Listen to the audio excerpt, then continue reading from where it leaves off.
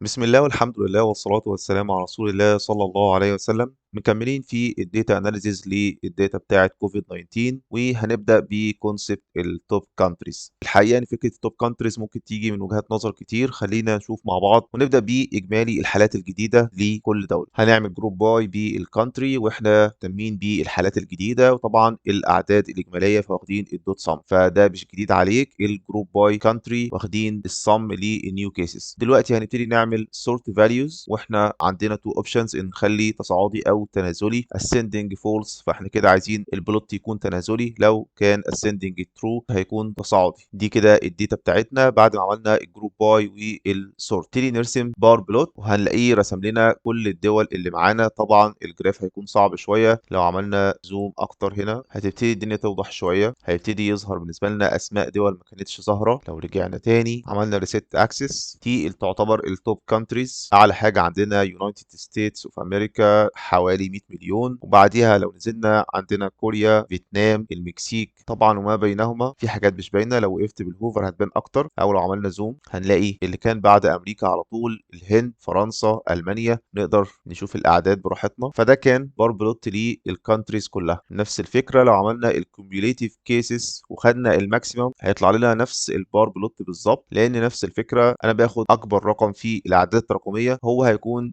الاجمالي للنيو كيسز. لو جينا هنا عملنا زوم هيطلع لي نفس الدول اللي شفناها فوق. كده عملنا توب كانتريز في التوتال بتاع الحالات، سواء خدناه من الصم للنيو كيسز او الماكسيمم للكوميوليتيف كيسز. نقدر كمان نحدد منطقه معينه بحيث ان احنا يكون عندنا دراسه مركزه اكتر. لو مهتمين بمنطقه الشرق المتوسط فهنفلتر الداتا بتاعتنا بالريجن، هنختار المنطقه اللي احنا مهتمين بيها، والباقي هيكون زي ما هو فكره الجروب باي وماكسيمم كوميوليتيف كيسز او sum للنيو كيسز. فدلوقتي بعدد من الدول محدود اقدر ابص فيه براحتي. عندنا في المنطقه دي كانت ايران عندها 7.5 مليون تقريبا اجمالي الحالات في المده كلها. بعد كده العراق، الاردن، وهكذا. طبعا هنا احنا بنتكلم على الاصابات. ممكن كمان نبص على الوفيات، نفس الكود اللي فوق، فارق بس الكوميوليتيف ديس هنا، فبرضه يظهر بالنسبه لي بشكل تنازلي التوب كانتريز في منطقه الشرق المتوسط. طبعا كلمه توب كانتريز هنا لو انا هحددها اكتر باعداد، لو قلت توب 3 او توب 10 مثلا، لكن احنا هنا جايبين كل الدول، وهنشوف بعد كده ازاي نختار عدد معين اللي احنا محتاجينه لو احنا مهتمين مثلا بالتوب 3 او التوب 10. تمام كده عرفنا نشوف حالات الاصابات او حالات الوفيات سواء بشكل اجمالي للدول كلها او في حدود منطقه معينه. زي ما قلنا الاسئله والافكار اللي ممكن نطلع بيها من الداتا ما تتعدش. يعني مثلا ممكن نكون مهتمين ان احنا نشوف يا ترى ايه اكتر يوم حصل فيه اصابات جديده وكان في انهي بلد، فاحنا بندور على الماكسيمم للنيو كيسز. فانا هنا فلترت الداتا بتاعتي على الماكسيمم بتاع النيو كيسز، طلع لي السطر ده.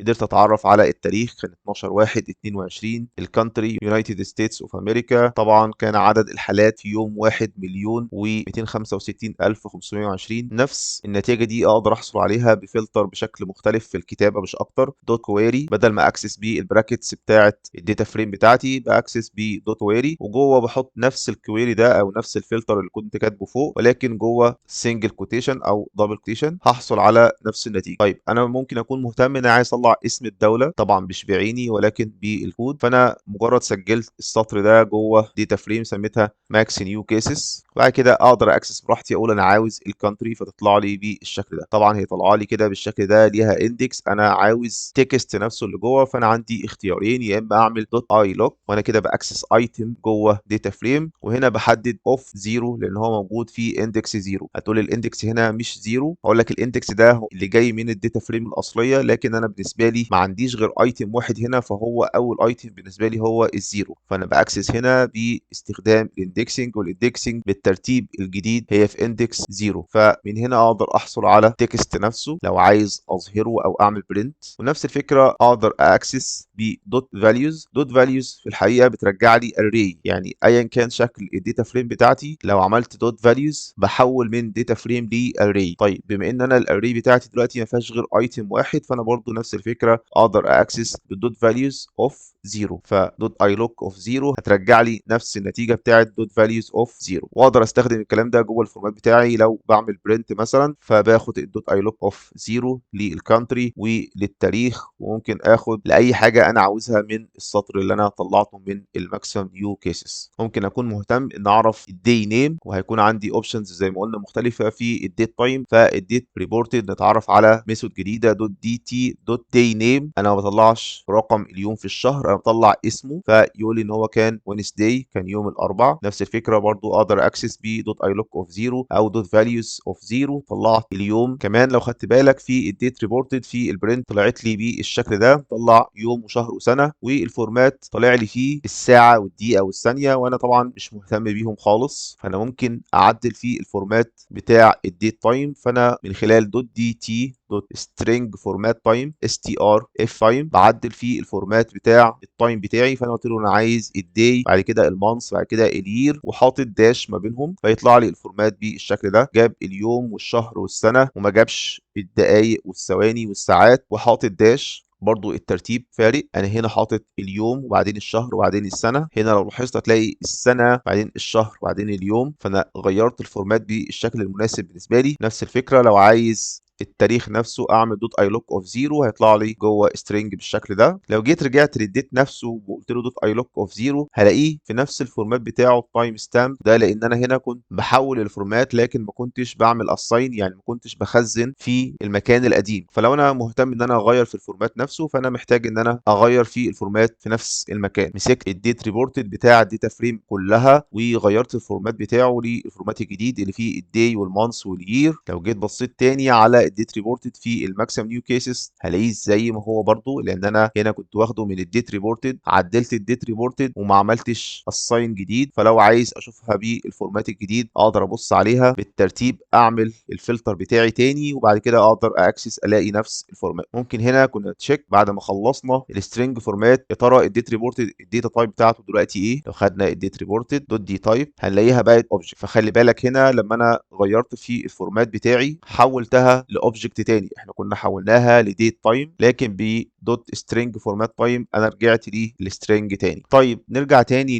للتوب كانتريز. احنا كل ده كنا بنجيب اليوم اللي حصل فيه ماكسيمم نيو كيسز وكان في انهي دوله. طيب خلينا ان احنا عايزين نجيب الماكسيمم نيو كيسز لاكتر 10 دول. احنا فوق جبناها للدول كلها ماكسيمم نيو كيسز ورسمنا البار بلوت، لا عاوزين نجيب دلوقتي اكتر 10 دول بسهوله. من ان لارجست بحدد الرقم اللي انا محتاجه، ان لارجست هيجيب لي اكبر الاعداد، اقدر اقول له هات لي اكبر واحد، اكبر 5، اكبر 3، اكبر 10. ونفس الفكره كنت ممكن اعملها بدوت سورت فاليوز وبعد كده اعمل دوت هيد، لان انا بقدر ارتبهم، بعد كده اجيب الهيد بتاعهم، او دوت تيل على حسب انا عاوز السورت فاليوز تصاعدي ولا تنازلي. لكن بدل ما استخدم سورت فاليوز وبعد كده استخدم هيد او تيل، انا عندي الان لارجست وعندي المقابل ليها الان سمولست، اقدر اجيب اكبر اعداد او اقل اعداد من غير ما اعمل سورت فاليوز. دول اكبر 10 دول بالنسبه لي، اقدر ارجع ارسمهم في بار بلوت تاني. ده كده اكبر 10 دول بالنيو كيسز. وهتلاحظ هنا ان انا ضفت حاجه في البار بلوت، الفيجر دوت ابديت، وشلت اللي اوت شو ليجند. كان بيظهر هنا ليجند، لو رجعنا فوق هنلاقي هنا في ليجند كانت تظهر معايا، وابتدينا نخفيها من اول هنا لما عملنا ابديت للفيجر بتاعي وقلت له شيل لي الليجند اللي هنا لانها ما بتدينيش معلومه جديده. تاني احنا كده جبنا الماكسيمم نيو كيسز لكل الدول، وبعد كده خدنا اكبر 10 دول ورسمناهم في بار بلوت، فدول التوب 10 كونتريز للماكسيمم نيو كيسز. نفس الفكره نقدر نعملها للنيو ديز، والمره دي برضو بنعمل حاجه مختلفه شويه. لو نزلنا السطر ده عشان تبان، استخدمنا اورينتيشن ايكوال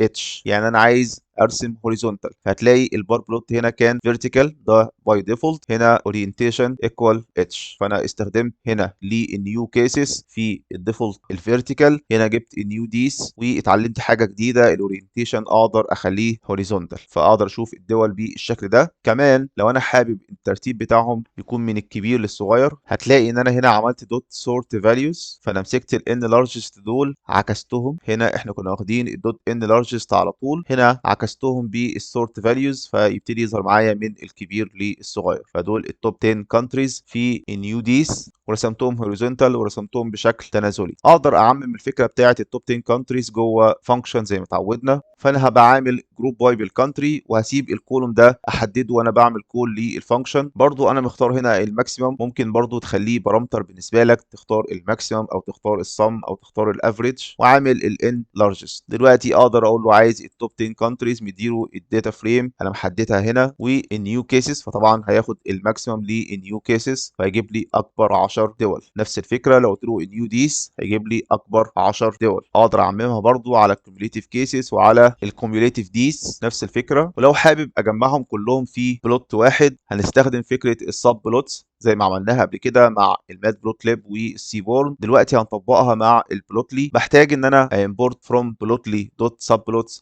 make subplots، ده كده اللي هيقسم لي الجريد بتاعتي. وهحتاج الجراف اوبجكتس من plotly as go. كل اللي فات كنا بنستخدم plotly dot express as px، دلوقتي هنستخدم plotly dot graph objects as go. وجو بيديني اوبشنز اكتر من px، وهنشوف دلوقتي مع بعض. دلوقتي كل اللي بنعمله ان احنا بنحدد ان احنا هنعمل جروب باي بالكونتري، ونحدد ان احنا عايزين الماكسيمم، ولسه ما حددناش الكولوم نفسه. دي كده الداتا بتاعتنا. هنبتدي نستخدم الميك سب بلوتس، وبحدد له ان انا الجريد بتاعتي هيكون عدد الصفوف 2 وعدد الاعمده 2، كده جريد 2 في 2. وحطيت التايتلز بتاعتي على حسب الترتيب اللي هحط بيه الرسومات. بعد كده ببتدي من الفيجر ده اعمل اد تريس، وهبتدي استخدم الجو اللي هي بلوتلي دوت جراف اوبجكتس دوت بار، نفس فكره البار بلوت اللي احنا استخدمناها في البي اكس. دلوقتي بستخدمه من جو، وخلي بالك هنا البي كابيتال. دلوقتي انا هرسم الدول، فالدول بالنسبه لي هي الاندكس في الداتا بتاعتي. احنا عاملين جروب باي بالكونتري، فالكونتري هي الاندكس، وابتدي احدد الواي بقى على حسب ما انا عاوز. انا دلوقتي قلت له عايز داتا اوف نيو كيسز، فانا كده هرسم النيو كيسز في الاول. جبت الان لارجست وجبت الفاليوز، فكده هو معاه الاندكس اللي هي الكونتري والفاليوز القيمه بتاعتها. يقدر يرسم البار بلوت، وحددت المكان بتاعها في الجريد بتاعتي